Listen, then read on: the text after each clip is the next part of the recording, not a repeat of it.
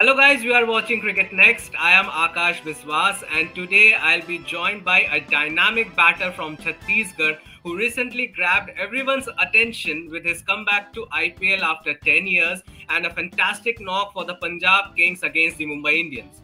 He has over 4,900 runs in domestic cricket and takes pride in leading his team in Ranji Trophy. Let's welcome Chhattisgarh's captain Harpreet Singh Bhatia.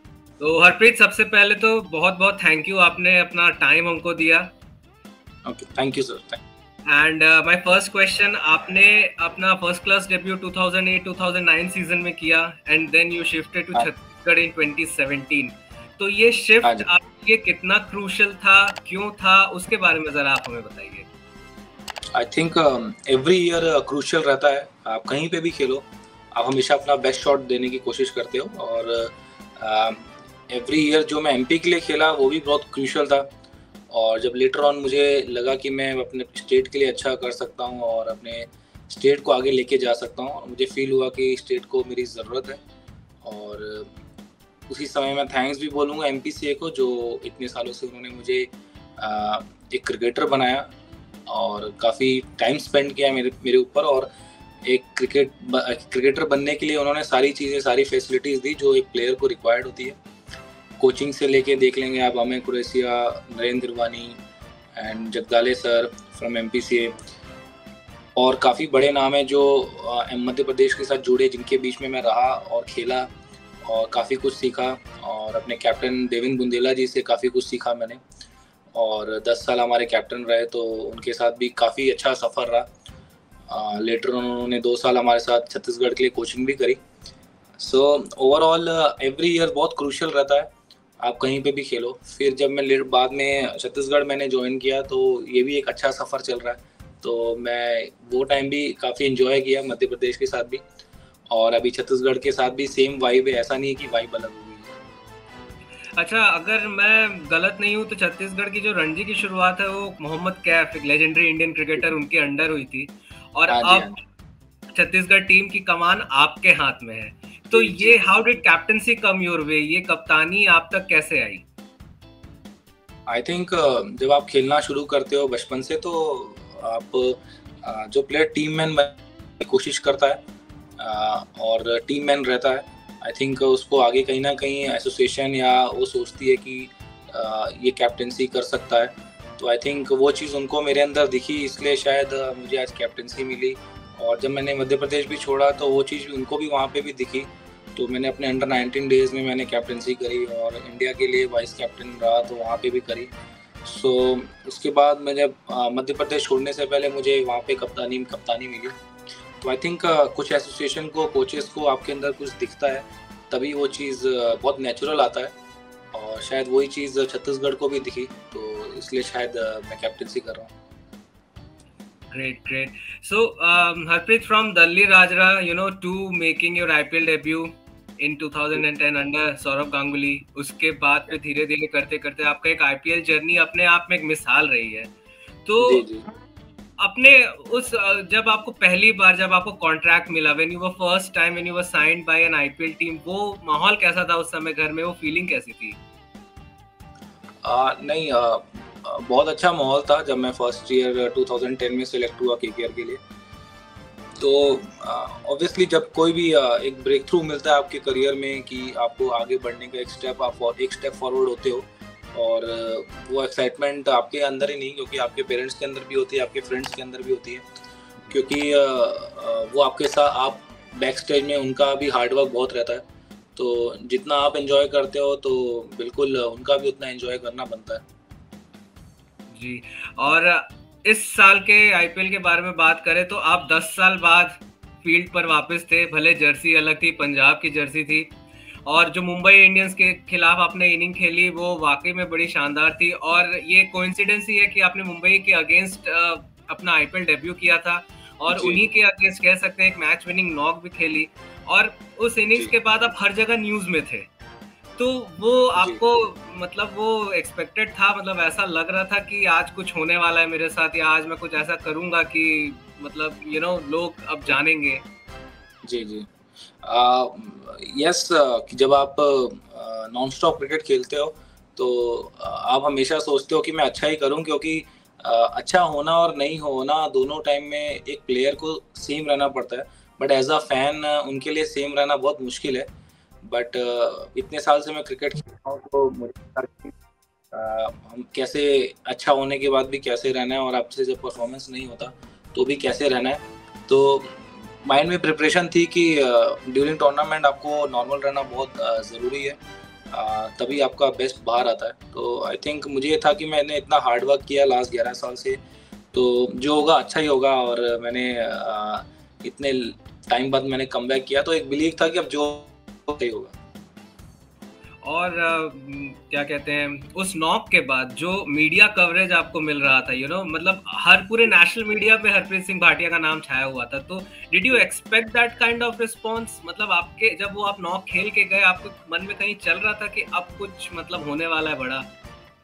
नहीं, जब मैं इतना expect नहीं किया था मैंने, but क्योंकि मैच के बाद कान मेरे वानखेड़े का जो शोर था वो रात को शुरू के 1-2 घंटा मुझे सोने नहीं दिया। ऐसा लग रहा था कि अभी भी मैं ग्राउंड पे हूँ, और वो जो शोर मेरे कान में बज रहा था वो थोड़ा-सा डाइजेस्ट नहीं हो रहा था। फिर 2-3 घंटे बाद मुझे नींद आई, उसके बाद फिर मैं जब सोया तो उसके बाद फिर नेक्स्ट डे थोड़ा एक्सपेक्टेड नहीं था।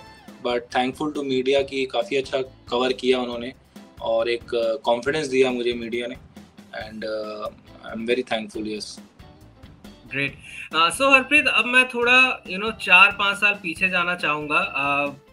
फरवरी 2017 की बात है, जब ऑब्वियसली अब मीडिया के थ्रू हम सबको पता है कि that year was a major setback in your cricketing career, जब एक फॉल्स इंफॉर्मेशन की वजह से आपको आईपीएल में वापस आने में काफी टाइम लग गया था।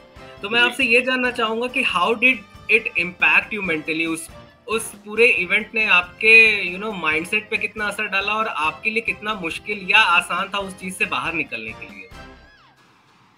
आई थिंक मैं स्पोर्ट्स खेल रहा हूँ, इसलिए शायद उस चीज़ से बाहर आना मेरे लिए इजी हो गया। और बीइंग अ स्पोर्ट्समैन आपको बहुत टफ रहना ज़रूरी है, मेंटली, फिज़िकली। और आपको स्पोर्ट्स खेलते वक्त आप देखेंगे तो अगर 20% ही आपको हैप्पीनेस मिलती है, बाकी 80% आपको हमेशा चीज़ों को एडजस्ट ही करना पड़ता है। आपको अपने हिसाब से चीज़ें नहीं चलती स्पोर्ट्स में। सो आई थिंक 70-30 का रेशो है आपकी हैप्पीनेस इसमें, और रिजल्ट काफ़ी हमेशा आप देखेंगे तो बहुत कम ही रहेंगे। सो रेशो बहुत कम है। आप कोई भी स्पोर्ट्स खेलें, कितने भी बड़े प्लेयर रहें, तो आप जब स्पोर्ट्स खेलते हैं और प्रोफेशनल स्पोर्ट्स खेलते हैं तो बहुत 70-30 का रेशो मैं मानता हूँ। यस, बहुत सारी चीज़ें ऐसी होती लाइफ में आपके कि आपको बहुत सारी चीज़ें को लेट इट बी करके आगे बढ़ना होता है, सीखना होता है, और कुछ चीज़ें आपके हाथ में नहीं होती, तो उसके बारे में सोच के आपको एनर्जी वेस्ट करने से अच्छा है कि आप जो कर सकते हैं, जो आपके कंट्रोल में है, आप वो करिए और आप आगे बढ़िए। Great, great, that's a great answer. And अब मैं ये जानना चाहूंगा, आपकी जब पंजाब किंग्स कैंप में एंट्री हुई, तो how was it playing under Shikhar Dhawan captaincy? वो एक कैप्टन कैसे है, और जो एक्सपीरियंस अब आप वहां पे लेके आए हैं, और हम उम्मीद भी करेंगे कि आगे आने वाले सालों में वो एक्सपीरियंस आप कैरी करें, लेकिन वो पर्सनल एक्सपीरियंस जो एक आपके प्रोफेशन में आपको मिला, वो अब आने वाले सीजन में हम छत्तीसगढ़ में के लिए जो आप खेलेंगे, वो कितना कारगर होगा आपके लिए? नहीं, बिल्कुल वैसे ही आई थिंक मैंने पहले भी बोला कि, और काफ़ी इंटरव्यूज़ में बोला कि आपको बहुत नॉर्मल रहना ज़रूरी है। आपको आपने जो चीज़ करके आप वहाँ तक पहुँचे हैं, तो आगे भी आपको वही करना है। बहुत हार्ड एंड फास्ट करने की कुछ भी चीज़ें ज़रूरत नहीं है। आपको आपको गियर्स चेंज करने पड़ते हैं ड्यूरिंग टूर्नामेंट, ड्यूरिंग सीज़न। आप एक गियर में नहीं खेल सकते, एक गियर में नहीं सोच सकते। वो एक प्रोफेशनल वे है आपका सोचने का। सो आई थिंक शिखर के साथ तो यही है कि उनकी सबसे अच्छी बात है कि काफ़ी एन्जॉयबल है और काफ़ी फेथ रखते हैं प्लेयर्स पे, और कुछ भी ऐसा हार्श होने से पहले कुछ चीज़ें उनके अंदर अच्छी है कि वो काफ़ी अच्छा समझाते हैं।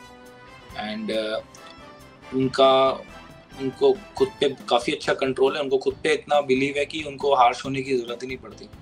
सो I think hats off to Shikhar कि इतने साल से वो इंडिया के लिए अच्छा कर रहे हैं, और अभी आईपीएल के लिए भी अच्छा कर रहे हैं। उन्होंने इंडिया के लिए भी कैप्टनसी अच्छी करी, एंड हमको सारे प्लेयर्स को काफ़ी उन्होंने कंफर्टेबल रखा, और एट द सेम टाइम बहुत की पॉइंट्स पे बात भी करी।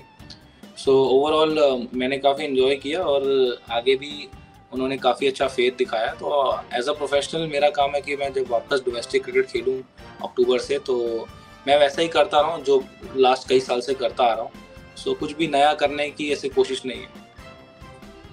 ग्रेट। और हम भी यही उम्मीद करेंगे कि जब आप मैदान पर वापस आएँ तो अपना बेस्ट दे और हम जैसे क्रिकेट फैंस को एंटरटेन करें।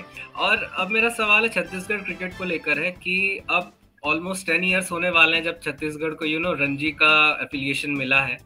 और उसके जी, जी। बाद ओवर द इयर्स हमारे स्टेट के प्लेयर्स भी नोटिस हो रहे हैं, रिकॉग्नाइज हो रहे हैं। चाहे हम शुभम हाँ, अग्रवाल की बात करें जिन्होंने 2016-17 में आईपीएल खेला, चाहे हम हाँ आपकी जी। बात कर ले, आपने आईपीएल खेला, दिलीप ट्रॉफी खेला, अजय मंडल अभी सीएसके में थे, और अभी जो दिलीप ट्रॉफी इस साल का जो दिलीप ट्रॉफी उसमें अमनदीप खरे सेंट्रल जोन से खेलने वाले हैं। जी, जी। तो आपके हिसाब से ये सारा recognition how big is for Chhattisgarh state cricket संघ, और ये आने वाले जो जनरेशन है उसको कितना इनकरेज करता है?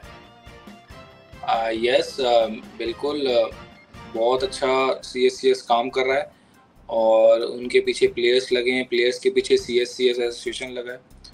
तो अगर आप देखेंगे 8-9 साल में सीएससीएस को काफ़ी स्टेट्स हैं जिनको मैचेस जीतने में अच्छी टीम के अगेंस्ट काफ़ी टाइम लग जाता है।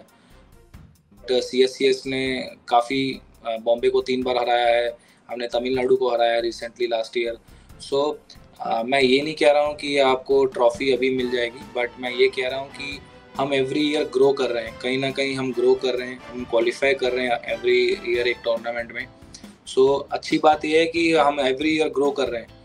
आपको बहुत ओवरनाइट रिज़ल्ट मिलना डोमेस्टिक क्रिकेट में काफ़ी 50 साल 70 साल लग जाते हैं। कोई टीमें खेल रही हैं अभी तक 50 साल से, बट उनके पास ट्रॉफ़ी नहीं है। बट यस, ये अच्छी बात है कि सीएससीएस पीछे से बहुत अच्छा काम कर रहा है, सारी फैसिलिटीज़ प्लेयर्स को दे रहा है। तो लास्ट 10 साल से काफ़ी चेंजेस आ गए हैं और लास्ट 5 ईयर से जब से मैं एमपी से आया हूँ, तब से ही मैं देख रहा हूँ तो काफ़ी चेंजेस आ गए हैं। तो मैं अमनदीप खरे को बधाई दूँगा, गुड लक करूँगा, और अजय मंडल को बधाई, उन्होंने सीएसके में फाइनल जीता। सो यस, काफ़ी अच्छा लगता है जब आपके साथ के प्लेयर्स ऊपर खेलते हैं, और इसका मतलब जब वो वापस आपकी टीम के लिए खेलेंगे तो कहीं ना कहीं बहुत बेनिफिट होता है और काफ़ी प्लेयर्स उनको देख के सीखेंगे भी। ग्रेट हरप्रीत। और जहां तक आपने ग्रोथ की बात की तो मैंने आपके आंकड़े देखे हैं और आप बस एक शतक दूर है 5000 फर्स्ट क्लास रनों से, जी, इफ आई एम जी। Not wrong. तो यस, और उम्मीद करते हैं कि आने वाले सीजन में वो 5000 का आंकड़ा भी आप पूरा कर लें। तो हाँ जी, हाँ इसी के जी। साथ हम इस डिस्कशन को यहाँ खत्म करेंगे, और बहुत बहुत शुक्रिया आपका थैंक यू। समय देने के लिए। और इसी यस, तरह हमारा साथ बना रहे, मैं उम्मीद करूंगा, और हम अक्सर बातें करते लेंगे, लेकिन तब तक के लिए शुक्रिया। Thank you so much Harpreet. Thank you Akash, thank you.